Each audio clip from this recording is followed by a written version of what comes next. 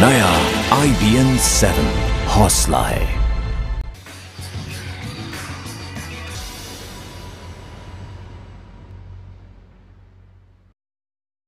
नमस्कार, 12 बजे की खबरों के साथ मैं हूं तेजस्वी चंडोक नैयर। दिल्ली में शनिवार देर शाम को राजेंद्र नगर इलाके में पुलिस मुठभेड़ में एक शख्स की मौत के बाद हड़कंप मचा हुआ है। दिल्ली पुलिस का दावा है कि एनकाउंटर में मरने वाले मनोज वशिष्ठ ने लाइसेंसी रिवॉल्वर का इस्तेमाल किया। दिल्ली पुलिस के मुताबिक रिवॉल्वर का नंबर यूपी से जारी हुआ था। पुलिस के मुताबिक मनोज ने आरसी बिल्डर एंड डेवलपर्स और आरसी परिवार फाइनेंस और आरसी प्रॉपर्टी के नाम से कंपनी बना रखी थी। दिल्ली पुलिस का दावा है कि मनोज वशिष्ठ के खिलाफ पंजाब, दिल्ली, महाराष्ट्र और यूपी में जालसाजी के 50 से ज्यादा मामले दर्ज हैं। इस बीच मनोज वशिष्ठ के परिवार ने एनकाउंटर को फर्जी बताते हुए जांच की मांग की। मनोज के भाई का कहना है कि इंसाफ मिलने तक मनोज के शव के साथ परिवार जंतर मंतर पर प्रदर्शन करेगा। हमारा आरोप है पुलिस पर कि उन्होंने फर्जी एनकाउंटर किया है, हत्या की है, मर्डर किया है मनोज का। आपको क्यों लगता है कि फर्जी एनकाउंटर किया? क्योंकि ऐसा कोई केस ही नहीं था कि जिसके लिए एनकाउंटर किया जाए उनका। एनकाउंटर किसी देशद्रोही का होता है, टेररिस्ट का होता है। कोई ऐसा तो केस नहीं था जिसमें एनकाउंटर किया जाए। निश्चित रूप से जांच की मांग करेंगे। हम बॉडी का क्रियाक्रम ही तब करेंगे जब इसकी जुडिशियल जांच होगी। आपको बॉडी दे दी? बॉडी अभी नहीं दी गई है। उसमें भी बहुत बड़ा, अभी यहाँ देखो, एक छोटे से मसले के लिए इतने पुलिस वाले, हमें नहीं पता चल रहा। अंदर हमने इनसे मांग की थी कि डॉक्टरों का एक पैनल इस पे उनका पोस्टमार्टम करे। हमें अंदर क्या हो रहा है कोई सेटिस्फेक्शनल जवाब नहीं मिल रहा। हमें इसमें भी लग रहा है इसमें भी पुलिस कोई ना कोई प्रेशर क्रिएट कर रही है और कुछ ना कुछ इसमें भी घालमेल कर रही है। सीधे रुक करते हैं हमारे वरिष्ठ सहयोगी आलोक वर्मा का। आलोक, मामला बिगड़ता देखते हैं आप, क्या बैकफुट पर है दिल्ली पुलिस?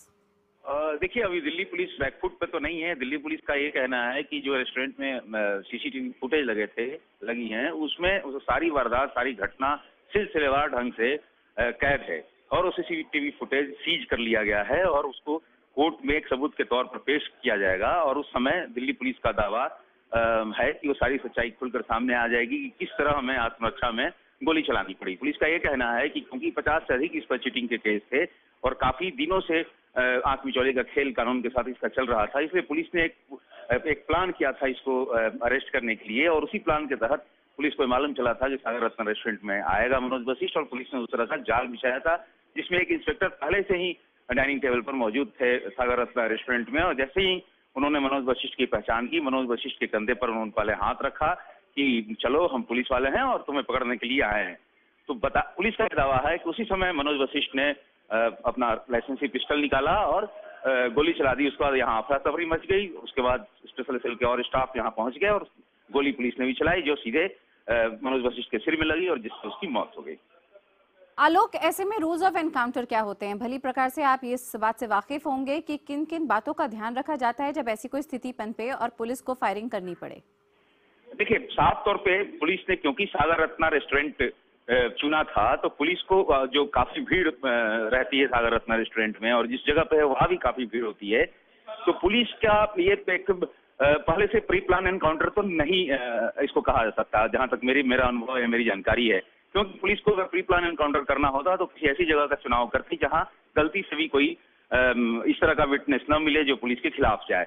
लेकिन पुलिस ने सागर रत्ना रेस्टोरेंट का चुनाव किया जहां साफ तौर पे पुलिस की नीयत झलकती है। जिस तरह का प्लानिंग किया गया कि पुलिस की योजना गिरफ्तारी की थी, लेकिन कुछ न कुछ ऐसा हुआ जो शायद सीसीटीवी से सामने आए कि पुलिस और इस मनोज वशिष्ठ के बीच गोली चली।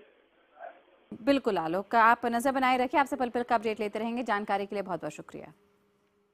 और आइए हम आपको ये बताते हैं कि दरअसल ये पूरा मामला है क्या।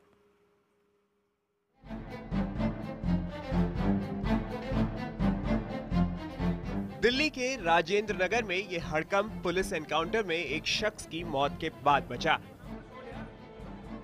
पुलिस की गाड़ियां, सड़कों पर उतरे लोग और अफरा तफरी का माहौल। दिल्ली पुलिस का दावा है कि उसने एक मोस्ट वांटेड अपराधी को मुठभेड़ में मार गिराया है। ये मुठभेड़ हुई ओल्ड राजेंद्र नगर के सागर रत्ना रेस्टोरेंट में। पुलिस के मुताबिक उसे जानकारी मिली थी कि एक वांटेड अपराधी सागर रत्ना रेस्टोरेंट में आया है। पुलिस के मुताबिक उस वांटेड अपराधी का नाम मनोज था। इलाके के इंस्पेक्टर ने खुद रेस्तरां में जाकर उससे बात की और पहचान की पुष्टि की। पहचान की पुष्टि होने पर इंस्पेक्टर ने वांटेड मनोज को पकड़ लिया। पुलिस का दावा है कि इसके बाद वांटेड मनोज ने पिस्तौल ली और गोलीबारी हुई। इसी फायरिंग में मनोज को गोली लग गई। पुलिस ने यह भी माना है कि फायरिंग में कोई पुलिस वाला जख्मी नहीं हुआ। You see, the inspector had come. He got the information that a criminal who is wanted in many cases, he's come to Sagar Ratna in this place.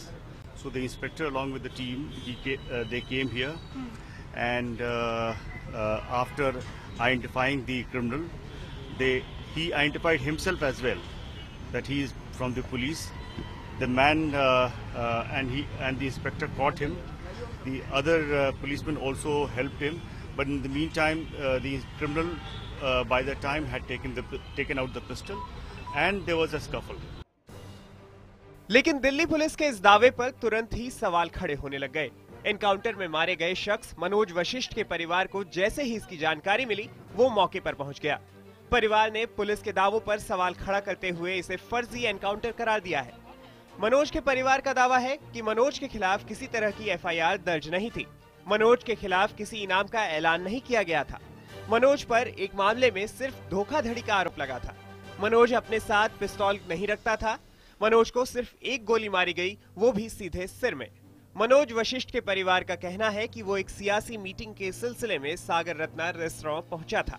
उसने अपने परिवार को कहा था कि आधे घंटे में वो लौट कर आ जाएगा।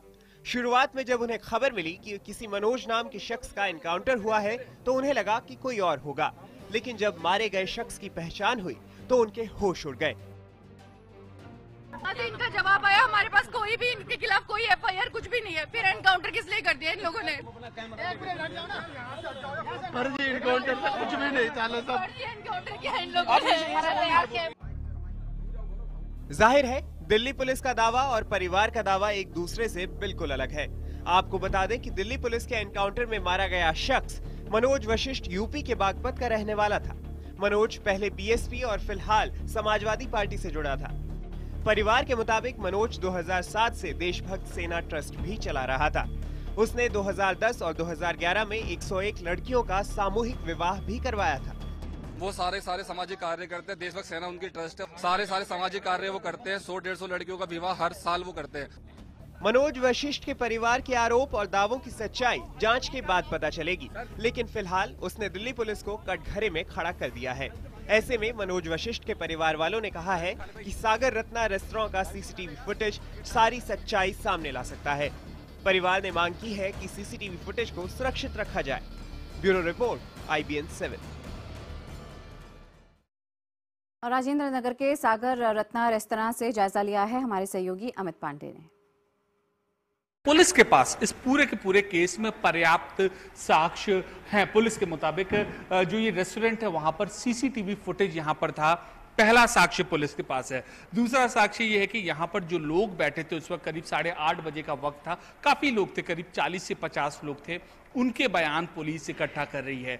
तीसरा, जो मनोज के पास जो वेपन है पुलिस उसकी जो वैधता है वो सिद्ध करने में जुटी हुई है। और पुलिस ये साबित करने की कोशिश करेगी कि पहले जो वेपन जो फायर किया था वो मनोज ने ही अपने वेपन से फायर किया था, जिसके जवाब में पुलिस ने फायर किया। तो ये 3-4 चीजें अहम चीजें हैं जो पुलिस अपनी थ्योरी को साबित करने में जुटेगी। लेकिन वहीं दूसरी ओर जो मनोज के सहयोगी उनके परिवार वाले हैं वो लगातार ये आरोप लगा रहे हैं कि एनकाउंटर फर्जी था। तो एक विस्तृत जांच इस मामले में शुरू हो गई है और जाहिर सी बात है जांच के बाद ही पूरा का पूरा दावा जो है वो सच आएगा।